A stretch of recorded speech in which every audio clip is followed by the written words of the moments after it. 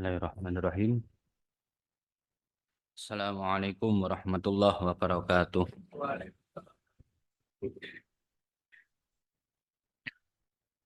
Alhamdulillahirabbil alamin. Alhamdulillahirabbil alamin. Wa bihi nasta'inu ala umuri dunya waddin. Tsumma ssalatu wassalamu ala asyrafil mursalin sayyidina Muhammad wa ala alihi wa sahbihi ajma'in, amma ba'du.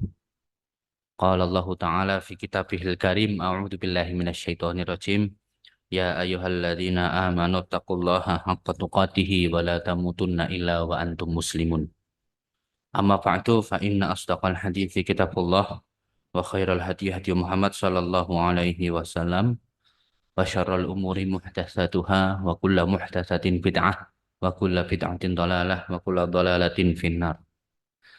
Yang saya hormati para hadirin dan hadirat, bapak-bapak, ibu-ibu, jamaah kajian Ahad pagi Masjid Al-Arqam yang semoga dirahmati oleh Allah Subhanahu wa taala.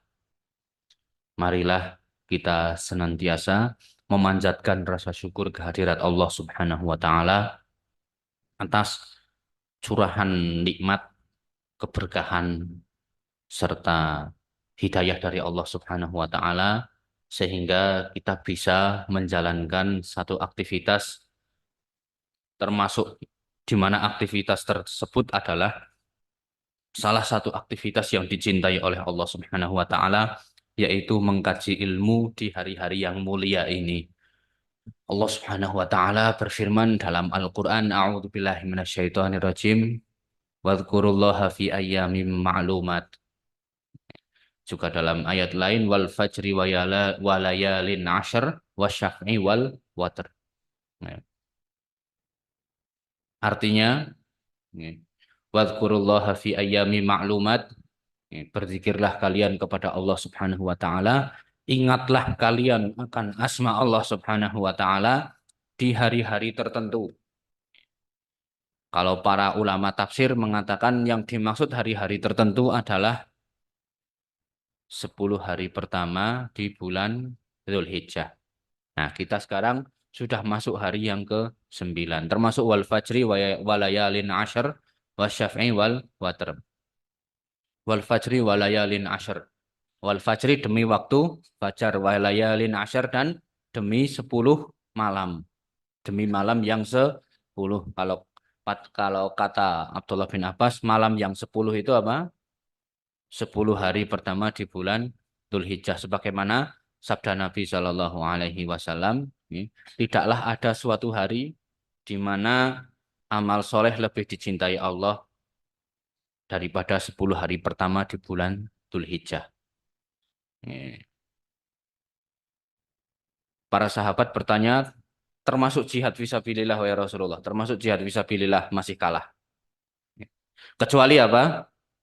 Kecuali orang yang berangkat dari rumahnya dengan niat jihad fisabilillah, berangkat perang, terus kemudian dia pulang ke rumah, dia berangkat perang dari rumahnya, jihad fisabilillah dengan membawa seluruh hartanya, kemudian dia pulang, hartanya habis dan tinggal nama, itu yang lebih mengalahkan. Jadi di 10 hari pertama inilah, bila kita mengerjakan amalan-amalan kebaikan itu sangat-sangat dicintai oleh Allah Subhanahu wa taala. Jadi ada 10 malam, ada 10 siang. Kalau kita bicara konteks ibadah malam, itu yang paling afdol 10 hari terakhir bulan Ramadan. Nek bicara konteks ibadah malam. Nenek konteks ibadah siang, itu yang paling afdol, yaitu di hari-hari ini. Hari tanggal 1 sampai tanggal 10 Dzulhijjah. Nah, ini kita sudah mulai masuk, sebetulnya kita sudah mulai masuk rangkaian hari raya ini. Tanggal 9 itu sebetulnya sudah masuk rangkaian hari raya. Tanggal 9 nanti sampai tanggal 13. Itu pada dasarnya adalah rangkaian hari raya dalam Islam, yaitu hari raya Idul Adha. Tadi kudune nek prai niku 5 dina nggih mboten.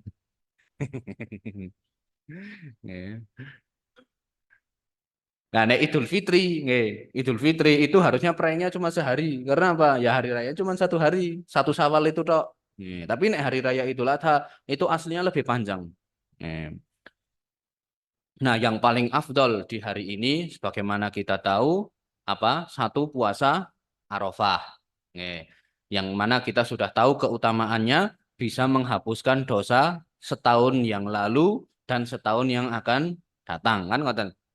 Dosa setahun yang lalu yang sudah kita lakukan. Nih, dosa setahun yang lalu yang sudah kita lakukan, Allah Subhanahu wa taala jamin agar dihapus dosanya. Sementara yang akan datang itu berarti kan yang belum kita lakukan. Dosa yang belum kita lakukan oleh Allah sudah ada jaminan akan dihapus. Kan penak banget nih gue. Ibarat kata ngeten, ngene, carane nggih walillahil masalul a'la. Nek carane ngeten, carane tiang nopo mlebet warung kan, misalnya saya mau traktir teman saya masuk warung. Monggo jenengan masuk warung, apapun yang Anda ambil, nanti saya yang bayar. Kan ngoten paribasane. Mau ambil ini, mau ambil itu, mau tanduk ping telu woh, tetap saya bayar karena saya sudah menjamin, ngoten loh. Nah, jamaah sekalian yang dirahmati oleh Allah Subhanahu wa taala, di samping nggih, tanggal 9 Dzulhijjah ini, nggih, walaupun wukufnya sudah kemarin, nggih, tapi yang namanya hari Arafah itu kan berkaitan dengan waktu. Nggih, berkaitan dengan waktu. Tadi hari Arafah itu terkadang cok bisa barengi wukuf, cok kadang tidak barengi, ngaten lho. Jadi hari Arafah itu terkadang bisa barengi wukuf, terkadang tidak. Lah, kebetulan nggih, nek berdasarkan hisab Muhammadiyah tahun ini hari Arafah tidak bareng dengan wukuf. Jadi ngeten, walaupun tidak bareng dengan wukuf, walaupun tidak bareng dengan wukuf, itu nopo kita tetap dianjurkan untuk satu tadi berpuasa. Yang kedua, memperbanyak ucapan-ucapan yang bisa mendatangkan energi positif. Memperbanyak ucapan-ucapan yang bisa mendatangkan energi positif sebagaimana nanti yang insya Allah yang akan kita bahas kali ini.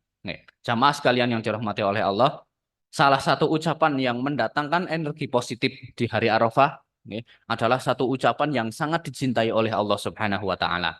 Ucapan yang sangat dicintai oleh Allah Subhanahu wa taala dan menjadi ucapan dan menjadi ucapan yang dibiasakan oleh para nabi terdahulu.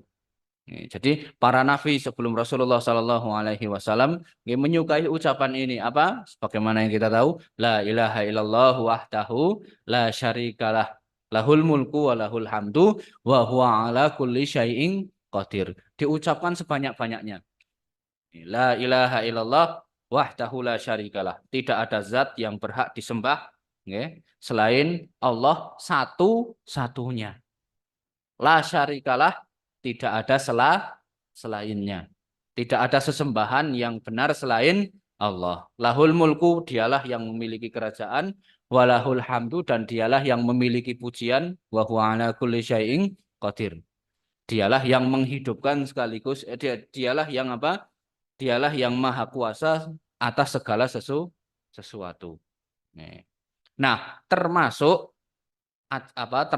perbuatan atau amalan yang sangat dicintai oleh Allah Subhanahu wa taala di hari ini salah satunya insya Allah yang sedang kita lakukan ini, yaitu kita duduk di rumah Allah Subhanahu wa taala dalam rangka mengingat nama Allah Subhanahu wa taala melalui majelis ilmu.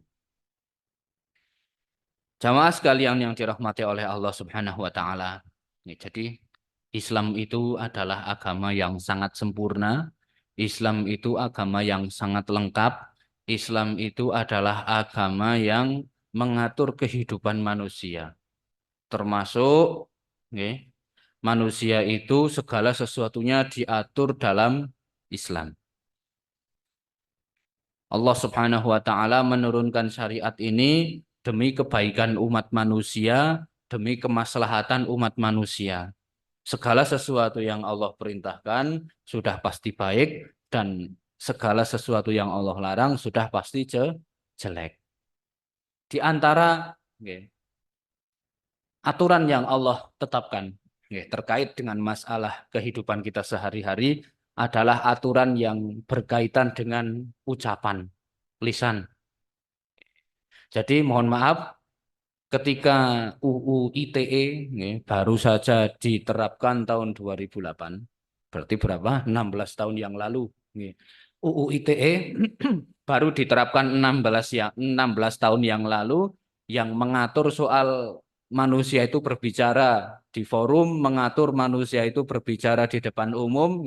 Ternyata jauh sebelum ada UU ITE, Islam itu sudah menerapkannya sejak 14 abad yang lalu di mana Allah Subhanahu wa taala dan Rasul-Nya memberikan batasan-batasan agar segala sesuatu yang kita ucapkan itu bisa bernilai positif. Jadi ada beberapa hal yang perlu kita perhatikan agar ucapan-ucapan kita itu selalu bernilai positif di sisi Allah Subhanahu wa taala. Karena ucapan yang baik, ucapan yang baik, ucapan yang bernilai positif itu nanti akan membawa dampak yang positif pula di sisi Allah Subhanahu wa taala. Jadi berarti kebalikannya ucapan yang negatif itu nanti terkadang bisa membawa sesuatu yang negatif.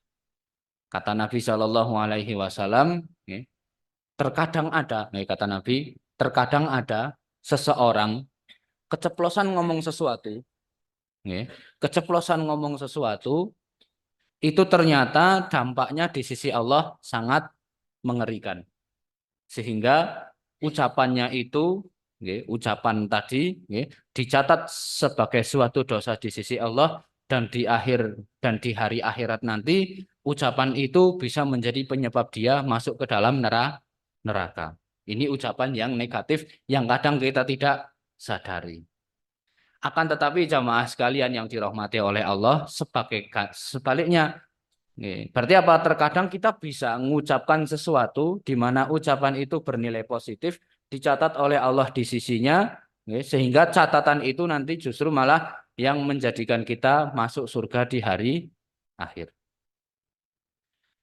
Nah, ada beberapa langkah-langkah yang bisa kita perhatikan, dalam artian pedoman-pedoman dalam Islam agar ucapan kita menjadi kebaikan di sisi Allah Subhanahu wa taala.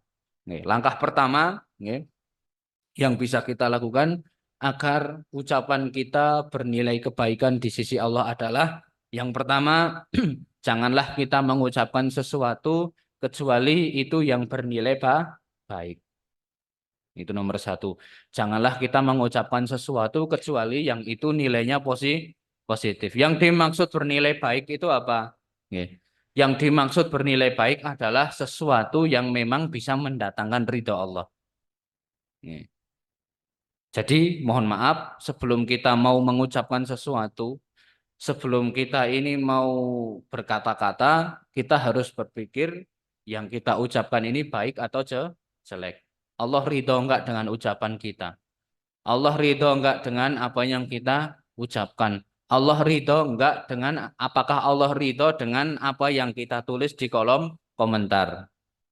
Terkadang kita melihat apa di medsos gambar atau video, terkadang jari kita itu terkadang koyo gatel pengen ngomentari.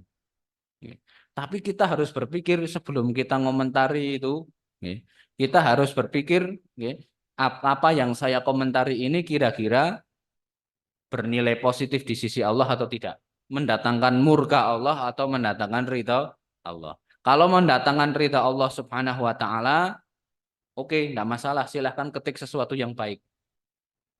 Kalau mendatangkan ridho Allah Subhanahu wa taala, silahkan ucapkan sesuatu yang baik.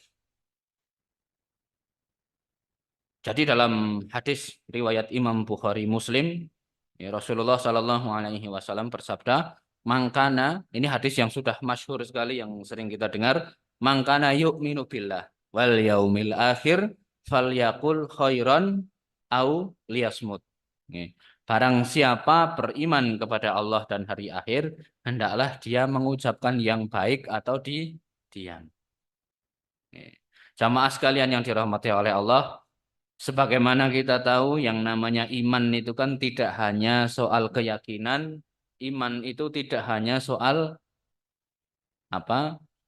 Iman itu tidak hanya soal iktikad atau keyakinan, tapi iman itu juga diwujudkan dalam perbuatan. Nah, di sini Rasulullah Shallallahu Alaihi Wasallam bersabda, barang siapa yang beriman kepada Allah, barang siapa beriman kepada Allah Subhanahu Wa Taala. Berarti di sini Rasulullah mengikat tanda-tanda keimanan. Salah satu tanda keimanan apa? Orang itu berkata baik.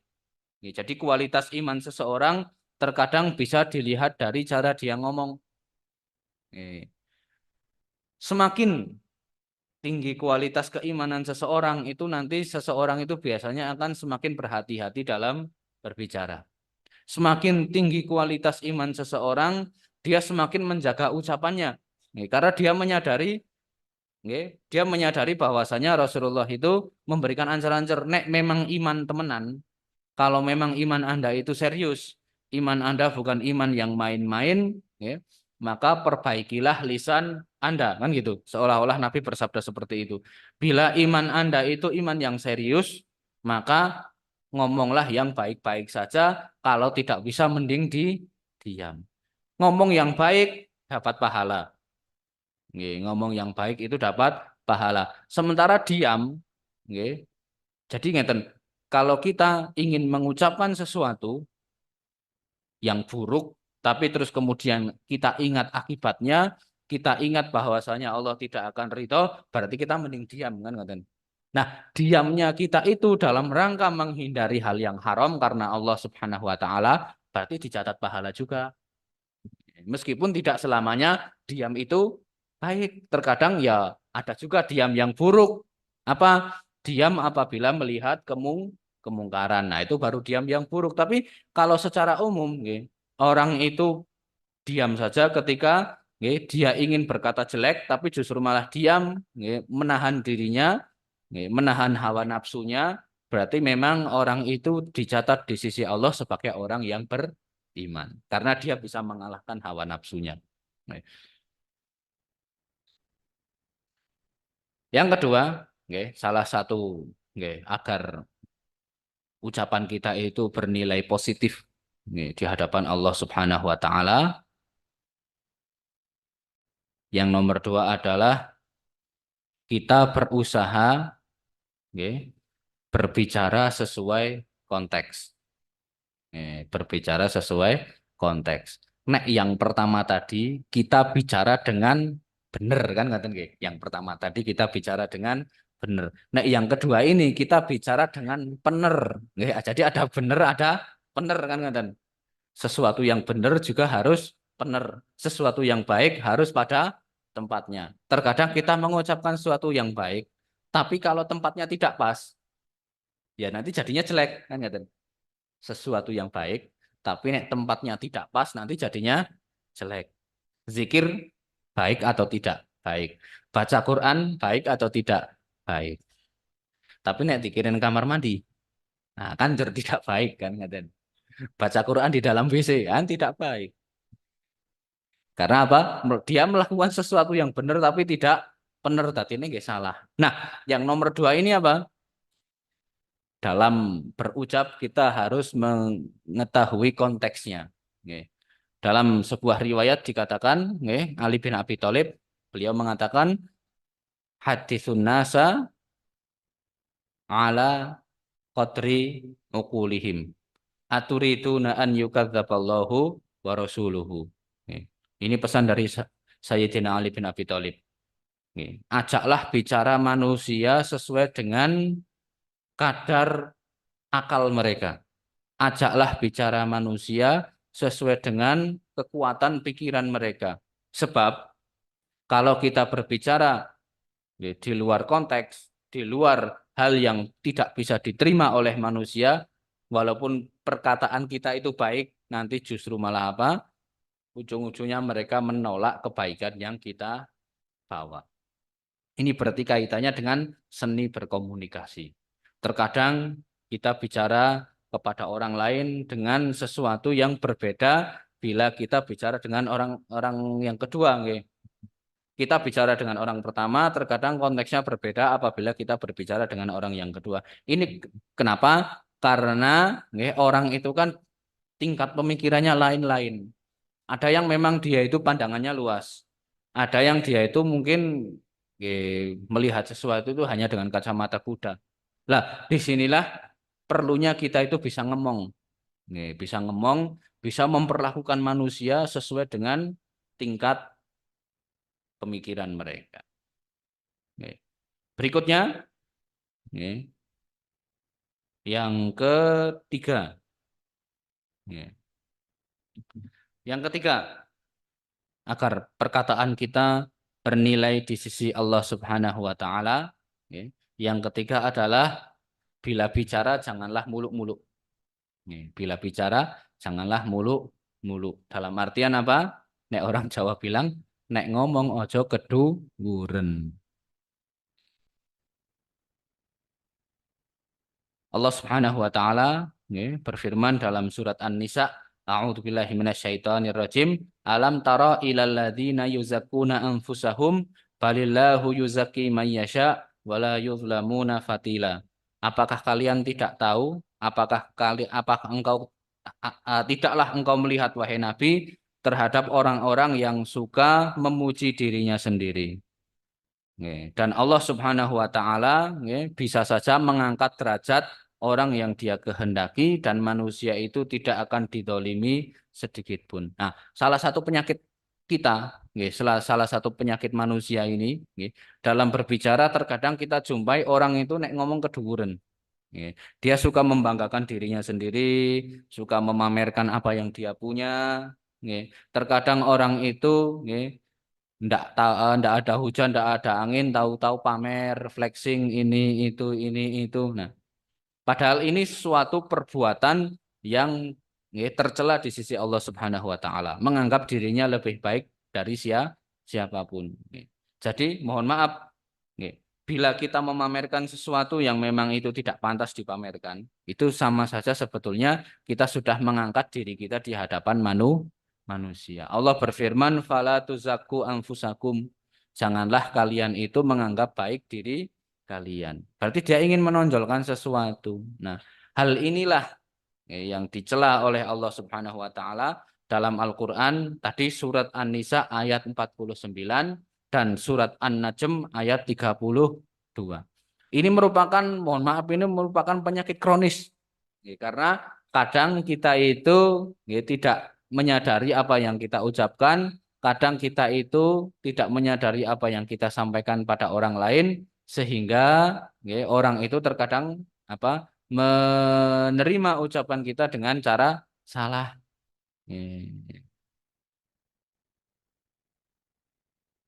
Bahkan dalam suatu hadis dikatakan, Rasulullah bersabda, "Man kana minkum matihan la mahalah falyaqul ahsibu fulanan wallahu hasibuhu wala uzaki 'alallahi ahadan in kana ya'lam." Jadi memang termasuk ucapan yang harus kita hindari, termasuk ucapan yang perlu kita hindari adalah kita terlalu berlebihan dalam memuji orang lain. Karena apa? Bila kita terlalu suka memuji orang lain, terkadang orang yang kita puji itu bisa malah tergelincir. Kalau kita suka memuji orang, wah sampean itu begini, wah sampean itu begini. Sesekali tidak masalah, tapi kalau terlalu sering memuji orang, terkadang itu bisa menjadikan orang yang kita puji itu tergelincir. Bahkan dalam sebuah hadis dikatakan, Rasulullah pernah melihat orang yang terlalu suka memuji, orang seneng ngalem orang. Itu Rasulullah bersabda, "Wailak qata'ta unuqa akhika." Sungguh celaka kamu, kamu sama saja sudah memotong leher saudaramu. Kita terlalu suka memuji orang, oleh Nabi dianggap seperti memotong leher saudara kita. Karena apa? Secara tidak langsung bisa jadi ucapan yang kita lontarkan bisa menjadi penyebab kesombongan bagi saudara kita. Makanya kita hati-hati, tidak boleh kita sombong dan tidak boleh kita menyebabkan saudara kita menjadi sombong. Kemudian Rasulullah bersabda, sebagaimana tadi yang sudah saya singgung, "Man kana minkum matihan la mahalah." Bila kalian itu ingin memuji saudara kalian, kata Nabi, "Falyaqul ahsibuhu fulan wallahu hasibuhu." Yang saya tahu fulan itu begini. Sebutkan saja, tidak masalah. kebaikan dia. Yang saya tahu fulan itu begini, tapi apa? Wallahu hasibuhu. Allah yang lebih tahu tentang amalan dia. Wala uzaki 'alallahi ahada, dan saya tidak ingin lebih tahu daripada Allah Subhanahu wa taala. Ini yang ketiga. Salah tadi apa? Yang ketiga, ketika kita berbicara jangan sampai kita seperti menonjolkan diri sendiri ataupun menjadikan orang lain itu terpacu menjadi sombong. Ini yang ketiga. Nah, kecuali ada beberapa hal yang memang terkadang orang itu perlu, dalam artian dalam tanda kutip, terkadang orang itu perlu, misalnya dalam tanda kutip, terkadang orang itu kadang perlu bicara rada dhuwur, terkadang dalam konteks tertentu. Tidak semua konteks, tapi hanya dalam konteks tertentu. Misalnya dia dalam kondisi, misalnya apa? Dituduh. Dia dituduh berbuat jelek, padahal dia tidak melakukan. Nah, kemudian dia ngomong, saya tidak pernah melakukan hal seperti itu. Ketika kejadian itu, demi Allah, saya tidak di tempat itu. Saksinya banyak, dan Anda tahu saya ini orang yang jujur. Nah, dia mengaku jujur, dan memang dia jujur betulan. Ini kan sebetulnya seperti dalam konteks membanggakan dirinya, tapi dalam hal seperti itu, ketika dia dituduh, ketika dia itu dituduh, ketika dia itu diomongi yang bukan-bukan, dia berhak saja untuk membela dirinya. Tapi nek njur ujuk-ujuk, ketika kita cerita sama teman saya, njur kita pamer begini begitu lah, itu yang tidak boleh. Yang keempat, adalah kita menghindari kebohongan, kita menghindari hal yang buruk, walaupun konteksnya hanya bercanda. Terkadang kita bercanda itu melakukan hal-hal yang kurang pantas. Terkadang kita itu berbohong agar kita diketawain orang. Terkadang kita itu berdusta agar orang lain tertawa. Terkadang kita itu melakukan hal yang kurang pantas, seperti misalnya mohon maaf membuli orang agar orang yang tertawa. Nah, ini yang harus kita hindari. Rasulullah Shallallahu Alaihi Wasallam bersabda sebagaimana hadis yang diriwayatkan oleh Imam Tirmidzi dari Abdullah bin Mas'ud. Rasulullah bersabda, laisal mu'minu bitta'an walal la'an walal fahish walal badhi. Artinya apa? Seorang mukmin itu tidaklah suka membuli. Satu. Orang mukmin tidaklah suka membuli. Dan juga apa? Tidaklah suka mengutuk. Laisal mu'minu bitta'an. Orang mukmin itu tidak suka membuli. Walal la'an, dan tidak suka mengutuk, tidak suka nyumpah-nyumpahin orang, tidak suka ngunek-unek ke. Walal fahish, dan tidaklah suka dan tidaklah apa? Dan tidaklah suka melakukan hal yang buruk. Walal badhi, dan tidaklah suka mengucapkan hal-hal yang tercela. Kata Nabi, ciri orang mukmin itu manakala, ini relate, ada kaitannya dengan hadis yang tadi, mangkana yu'minu billahi wal yaumil akhir tadi. Nah, di sini ada penjelasannya. Sifat orang mukmin itu dia tidak suka membuli, tidak suka mencela, tidak suka mengutuk, dan tidak suka berbuat maupun berkata kotor. Walaupun konteksnya bercanda.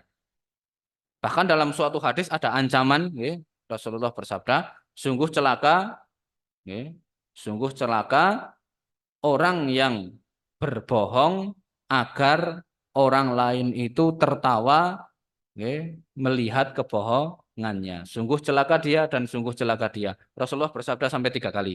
Jadi tidak boleh bagi kita untuk berbohong walaupun konteksnya hanya bersenda gurau. Kalau kita mau bersenda gurau, kita melihat contoh Nabi Shallallahu Alaihi Wasallam. Bila kita ingin bersenda gurau, kita melihat hadis-hadis dari Nabi Shallallahu Alaihi Wasallam, di mana Nabi Shallallahu Alaihi Wasallam itu terkadang juga bercanda bersenda gurau dengan para sahabat. Tapi apa? Kalau kita melihat candaannya Nabi Shallallahu Alaihi Wasallam, beliau tidak pernah berkata bohong. Rasulullah tidak pernah berkata bohong dalam bercanda. Rasulullah juga tidak pernah menyakiti hati orang dalam bercanda.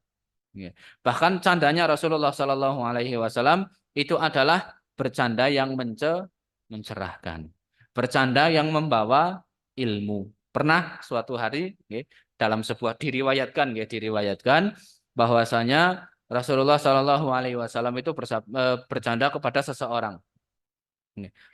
Beliau ditanya, wahai Rasulullah, ada seorang, mohon maaf, ada seorang wanita lansia, wanita lansia datang kepada Nabi Shallallahu Alaihi Wasallam, diriwayatkan, meskipun nanti kita perlu cek lagi ini riwayatnya sahih atau dhaif, tapi pernah ada satu riwayat begini. Kita ambil entah riwayatnya sahih atau tidak, tapi kita ambil pelajarannya seperti ini. Pernah ada suatu wanita lansia, dia itu sudah lanjut usia, datang kepada Nabi Shallallahu Alaihi Wasallam. Wahai Rasulullah, apakah nanti di surga ada lansia? Apakah nanti nenek-nenek seperti saya ini bisa masuk surga? Kata Nabi Shallallahu Alaihi Wasallam, mohon maaf nek, di surga itu tidak ada nenek-nenek. Di surga tidak ada nenek-nenek.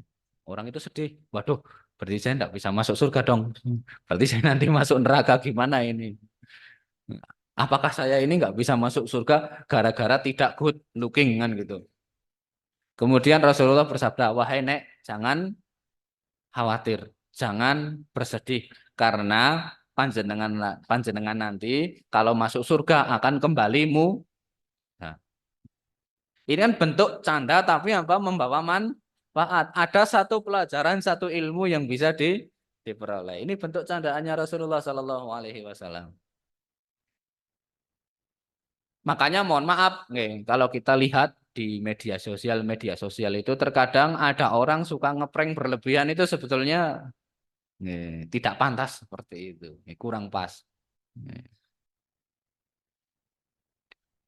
Berikutnya yang kelima, yang kelima, agar ucapan kita bernilai positif di sisi Allah Subhanahu Wa Taala, apa? Meninggalkan berdebat kusir, meninggalkan debat kusir. Imam Abu Dawud meriwayatkan sebuah hadis dari Abu Umamah Al-Bahili, sahabat Rasulullah Shallallahu Alaihi Wasallam, Abu Umamah Al-Bahili, di mana Rasulullah Shallallahu Alaihi Wasallam bersabda, Ana zaimun bibaitin fi robatil jannah liman tarokal miraa wa ingkana muhiqqan wa bibaitin fi wasatil jannah liman tarokal kadhiba wa ingkana mazihan wa bibaitin fi a'lal jannah liman hassana khuluquhu. Artinya, saya menjamin bagi setiap muslim, kata Nabi, saya menjamin bagi setiap muslim bahwasanya dia nanti bakalan pasti punya rumah di surga. Ini kata Nabi, saya jamin bagi setiap orang muslim mukmin dia pasti nanti punya rumah di surga. Dengan syarat apa? Dia bakal punya rumah di Dia bakal punya rumah di surga bagian bawah. Surga bagian bawah ini pun alhamdulillah loh. Gitu. Surga bagian bawah ini pun alhamdulillah. Nah, kita aja bisa mlebu swarga wallahu alam kan gitu. Kata Nabi, saya menjamin sebuah rumah di surga bagian bawah. Nah, ngisor-ngisori swarga kan mending timbang sak dhuwur-dhuwurin neraka kan gitu. Kata Nabi bersabda apa? Saya jamin satu rumah di surga bagian bawah. Bagi siapa? Liman tarokal miro'a. Bila dia itu mau menghindari perdebatan kusir. Nek bahasanya kita wegah rame kan gitu. Orang yang menghindari wegah rame. Bagi orang-orang yang wegah rame ini ternyata Rasulullah memberikan hiburan, memberikan janji yang menarik. Apa? Saya jamin sebuah rumah di surga bagian bawah bagi orang yang meninggalkan debat kusir walaupun dia itu dalam posisi benar. Ini nun sewu kadang cok dalam kehidupan rumah tangga ini cok terjadi seperti ini. bapak antara bapak dengan ibu suami istri itu kan kadang nggih, suaminya kadang sudah nggih berusaha untuk bertindak benar. Tapi di mata istrinya cok kadang salah terus kan ngoten. Ngalor ora kebenaran ngidul apa maning kan gitu. Apa sih pergi ngene ngene ngene. Oh, wis tak ngalah ngene. Bahasa ngono ora kaya ngono tapaan gitu. Nah, bapaknya ngalah. Nggih, walaupun dia sebenarnya posisinya benar yang dilakukan dia itu benar. Ning dumyangi wae karo bojone mbroh kenang apa. Nah, ini kalau bapaknya mau sabar. Nah, apa? Rasulullah menjamin rumah minimal di surga bagian bawah. Pun lumayan kan ngoten. Lumayan. Termasuk juga para istri. Nggih, para istri juga apa? Sabar. Nggih, menghadapi kelakuan suami sing kadang sok mboten kebenaran. Dimasake rada pedes, munine kepedesen. Nggih. Ini lagi ngidam lombok Pak Bu, wah, misalnya pedes temen sih. Nah, digawe ki sing rada asin malah munine asinen kan ngoten. Ditambahi gulane sih ditambahi munine kelegen. Ibu-ibu juga harus sabar. Ya terkadang ya kita sudah berusaha anu ya kayaknya sih wis bener kan ini. Ya. Tapi ora kebeneran. Ya. Ini juga harus sabar. Ya. Apa jaminannya setidaknya rumah di surga paling bawah. Wa bibaitin fi wasatil jannah dan Rasulullah menjamin bagi umatnya rumah di surga tengah-tengah. Pun rada lumayan mleh niki. Liman taro al kadziba wa ingkana mazihan. Orang yang menghindari berdusta walaupun dalam konteks bercanda. Tidak suka ngeprank yang bohong. Jangan sampai membuat prank berisi kebohongan. Orang menghindari seperti itu apa? Rasulullah menjamin bagi kita rumah di surga bagian tengah. Dan terakhir di hadisnya, dan Rasulullah menutup hadisnya dengan apa? Wa bi baitin fi a'lal jannah liman hassana khuluquhu. Dan Rasulullah Shallallahu Alaihi Wasallam menjamin rumah di surga bagian VIP. Nek wow kelas ekonomi kali bisnis, ini bagian VIP. Rasulullah menjamin satu surga bagi umat, satu rumah di surga bagi umatnya, di surga bagian VIP. Syaratnya apa? Liman hasanah khuluqah. Orang yang mau memperbaiki akhlaknya. Kita perhatikan orang yang mau memperbaiki akhlaknya. Berarti kan tadinya akhlaknya tidak baik. Tapi karena walaupun akhlaknya tadinya tidak baik, tapi dia mau sedikit demi sedikit memperbaiki, sedikit demi sedikit apa memperbaiki akhlaknya, sedikit demi sedikit memperbaiki perilakunya, memperbaiki ucapannya, sedikit demi sedikit memperbaiki kualitas ibadahnya, walaupun ini mengalami proses panjang yang tidak mudah, walaupun mengalami proses yang berat, tapi perjuangannya inilah nantinya akan diganjar oleh Allah dengan satu rumah di surga. Ini, nah jadi kalau kita mendengar hadis ini, kita akhirnya menjadi optimis. Ternyata usaha kita dalam memperbaiki akhlak, dalam memperbaiki ucapan, dalam memperbaiki perilaku dan attitude, insya Allah tidak akan sia-sia di sisi Allah Subhanahu wa Ta'ala. Jamaah sekalian yang dirahmati oleh Allah Subhanahu wa Ta'ala, termasuk agar ucapan kita itu bernilai positif di sisi Allah Subhanahu wa Ta'ala. Ini termasuk apa? Poin yang penting untuk kita perhatikan, agar ucapan kita bernilai positif di sisi Allah Subhanahu wa Ta'ala, menghindari memanggil orang dengan sebutan yang jelek. Menghindari apa? Memanggil orang dengan sebutan yang jelek. Terkadang kita melihat kawan dekat kita, konco dolan, konco sekolah dan seterusnya. Terkadang di antara mereka ada yang punya nama panggilan. Terkadang nama panggilannya baik, tapi juga terkadang panggilannya tidak baik. Wong jeneng aslinya api, ini njur diundang nganggo sebutan kewan. Nonton seperti itu. Apa cok, kenapa dipanggil dengan sebutan nama orang tuanya, kan gitu. Nama aslinya si B, nama aslinya si A, tapi orang tuanya namanya si B. Akhirnya dia dipanggil dengan sebutan si B. Nggih, telahan kan. Nggih. Ini juga kita berhati-hati. Nggih. Jadi mohon maaf, terkadang orang itu nggih, ridho dipanggil dengan nama panggilan tadi. Walaupun kita negatif, nggih, tapi kalau dia terkadang dia ridho, tapi terkadang dia tidak ridho. Nggih, terkadang dia ridho, terkadang dia tidak ridho. Nggih. Yang jadi masalah kalau kita memanggil orang dengan sebutan yang kurang menyenangkan tadi dan dia tidak ridho. Nah, ini yang jadi masalah. Allah Subhanahu wa taala berfirman dalam surat Al-Hujurat ayat 11. Allah berfirman wala tanabazu bil alqab bi'salismul fusuqu ba'dal iman. Wa man lam yatub faulaika humul zalimun. Janganlah kalian memanggil sesama kalian dengan gelaran yang buruk kata Allah. Karena seburuk-buruk nama itu adalah panggilan yang memiliki nilai negatif bagi seorang yang sudah beriman kepada Allah. Seburuk-buruk perbuatan adalah apa? Salah satunya menggelari seorang mukmin dengan sebutan yang buruk kata Allah Subhanahu wa taala. Kemudian di akhir ayat Allah berfirman, "Wa man lam yatub faulaika humul zalimun." Barang siapa yang dia itu tidak bertaubat dari perbuatan buruk tadi, menggelari sesama muslim dengan sebutan yang buruk, faulaika humul zalimun.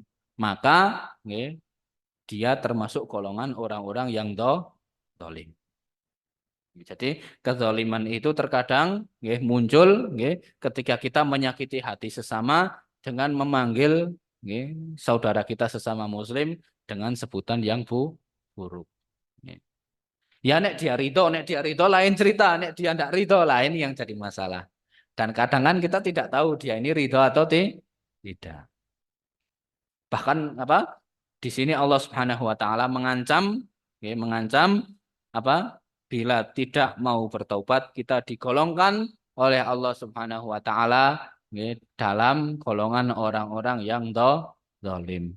Jangan sampai kita nanti di akhirat merugi, datang kepada Allah dengan membawa pahala sebesar gunung, pahala sholat kita, puasa kita, pahala kita datang ke majelis ilmu, pahala kita berjamaah, pahala kita berzikir membaca Al-Quran, kita bawa pahala sebanyak-banyaknya, tapi kemudian di hadapan Allah Subhanahu Wa Taala banyak orang-orang yang menuntut kita. Dulu di dunia si fulan ini memanggil saya dengan sebutan yang jelek, dikurangi pahala. Dulu di dunia si fulan ini pernah ngeprank saya sehingga saya mengalami kerugian begini dikurangi lagi pahala sampai nanti akhirnya pahala kita habis. Wal a'yadu billah. Jamaah sekalian yang dirahmati oleh Allah Subhanahu wa taala, sebagai penutup di akhir perjumpaan kita yang berbahagia ini, memang ucapan yang baik itu nanti insya Allah akan mendatangkan buah yang baik di sisi Allah Subhanahu wa taala, menjadikan sesuatu itu menjadi bernilai kebaikan. Mungkin terkadang kita melakukan hal yang sepele, tapi bisa jadi justru itu yang menjadi sebab kita masuk surga. Seperti apa misalnya kita punya anak kecil, kita punya cucu di rumah, kita ajari cucu kita, Mas atau Nak atau Le dan seterusnya. Kalau mau makan, baca basmalah. Itu di cucu kita yang masih kecil, kita ngomong seperti itu. Kita biasakan dia setiap mau makan pakai tangan kanan dan membaca basmalah. Kalau anak ini mengamalkan,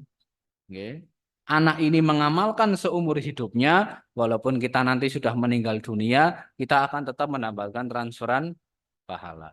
Anak ini nanti semakin besar, punya anak, punya cucu, mengajarkan hal yang sama, sepele, hanya 2 kalimat. Kalau mau makan, baca basmalah, dan makanlah dengan tangan kanan. Anaknya ini mengajarkan ke anaknya lagi.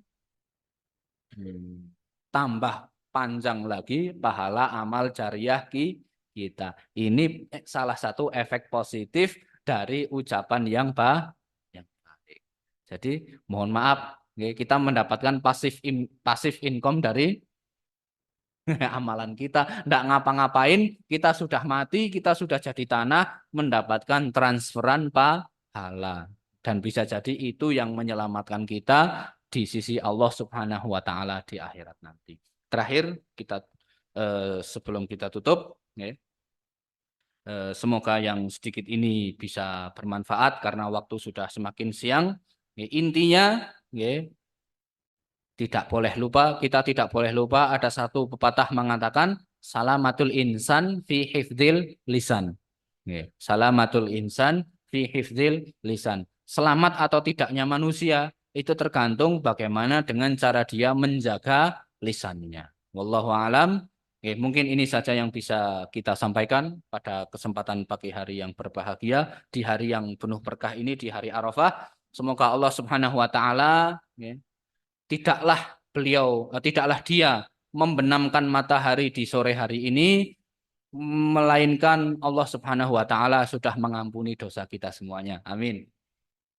Di hari yang mulia ini, marilah kita memperbanyak bacaan zikir kepada Allah, terutama la ilaha illallah wahdahu la syarikalah, lahul mulku wa lahul hamdu wa huwa ala kulli syai'in qadir, di mana bacaan itu berisi pengakuan kita akan keesaan Allah Subhanahu wa Ta'ala. Dan jangan lupa insya Allah di 4 hari yang akan datang, tanggal 10, 11, 12, 13, bagi yang punya rezeki, bagi yang punya sedikit kelebihan rezeki, punya kelapangan dalam rezeki, tidak lupa untuk berkurban menyembelih hewan, karena itu adalah amalan yang paling Allah cintai di hari raya Idul Adha dan di hari tasyrik. Terakhir, selamat menjalankan puasa Arafah bagi yang menjalankannya, dan semoga Allah menerima amal soleh kita semuanya. Kita akhiri, subhanakallahumma wa bihamdika asyhadu alla ilaha illa anta astaghfiruka wa atubu ilaik. Nasrun minallahi wa fathun qarib. Wassalamualaikum warahmatullahi wabarakatuh. 98 FM Purnama Sidi Wonosobo, mencerahkan, inspiratif.